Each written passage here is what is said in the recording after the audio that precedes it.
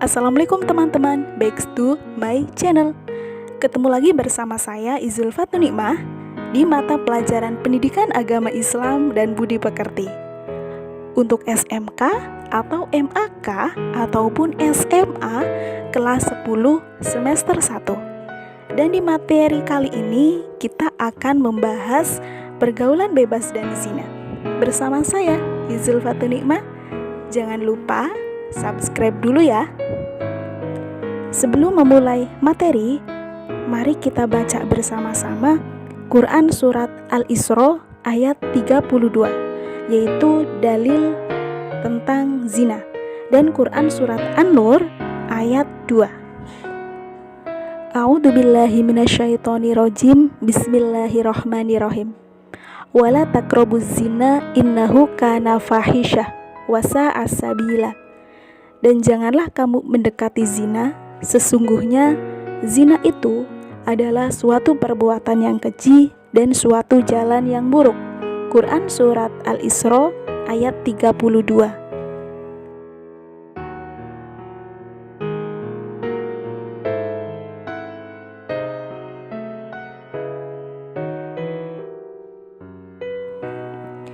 Baiklah, kita akan masuk ke materi. Yang pertama, pergaulan bebas. Kita sering membaca di media sosial tentang pergaulan bebas, berita-berita pergaulan bebas, dan mungkin juga banyak di sekitar kita yang melakukan pergaulan bebas. Namun sebelum kita masuk lebih dalam, kita harus tahu dulu apa itu pergaulan bebas.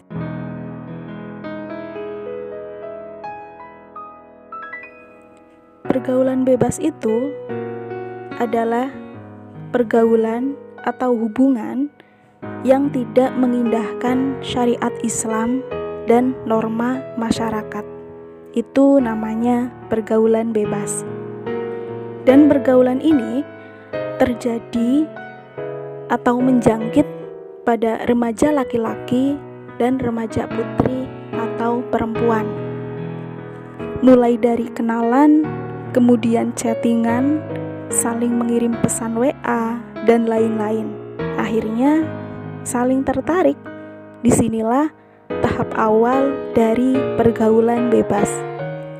Jadi, ketika laki-laki dan perempuan rutin WA-an atau SMS-an atau bahkan teleponan, ketahuilah bahwa itu adalah pintu pertama pergaulan bebas.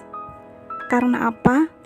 Karena perempuan itu kalau dia diberi perhatian dan disentuh hatinya, maka pribadi perempuan itu akan langsung memberikan seluruh hatinya.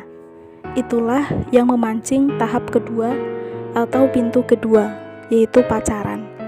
Pacaran ini sudah sangat marak sekali di kalangan remaja dengan dalih kita hidup harus dengan cinta. Padahal harus kita ketahui ya teman-teman, cinta itu ada buktinya. Jangan mau diberi cinta hanya dengan kata-kata, tapi bukti cinta itu harus ada. Apa buktinya? Bukti cinta itu adalah ditulisnya 2 nama dalam satu buku, yaitu buku pernikahan. Jadi, ketika ada laki-laki yang mengatakan cinta kepadamu pada perempuan, maka tanyakan dia, mana buktinya? Mana bukti cintamu? Jangan lupa, bukti cinta itu ditulis 2 nama dalam satu buku, yaitu buku pernikahan. Itulah yang namanya cinta. Kalau hanya cinta lewat WA, lewat surat-surat cinta ataupun puisi, itu namanya cinta yang dusta, bukan cinta yang sesungguhnya. Kenapa kita harus menghindari? Karena berawal dari pacaran, itu setan akan memanfaatkan kita. Dan pintu terakhirnya adalah menjerumuskannya ke dalam zina.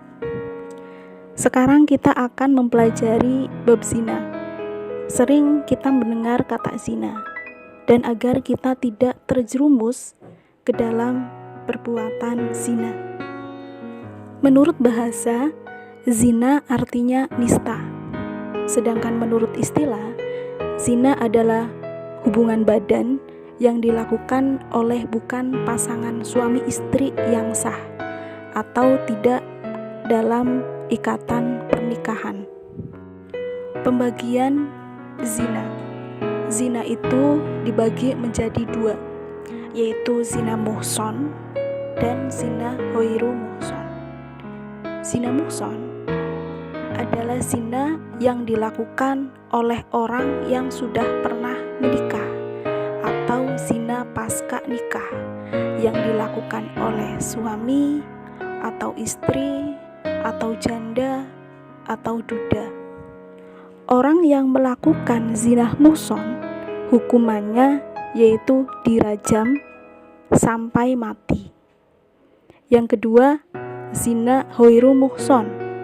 Zina ghairu muhson yaitu zina yang dilakukan oleh orang yang belum pernah menikah, kayak gadis atau perjaka. Dan untuk hukuman bagi orang pezina ghairu muhson yaitu didera atau dicambuk 100 kali dan diasingkan 1 tahun. Karena hukuman zina itu sangat berat, maka ada syarat dan ketentuan yang berlaku. Syarat melakukan hukuman zina yang pertama, saksi dari perbuatan zina berjumlah 4 orang yang adil. Jadi harus ada 4 orang yang melihat perbuatan zina itu. Kemudian saksi itu harus beragama Islam seluruhnya. Dan saksi itu melihat secara langsung dan bukan hanya mendengar dari orang lain. Dan apabila ada salah satu saksi yang membatalkannya, maka batal hukumannya. Dan keempat saksi itu akan mendapatkan hukuman dengan menuduh zina. Dan yang terakhir yaitu tips dan trik jauhin zina. Yang pertama, kita tidak berdua-duaan dengan lawan jenis.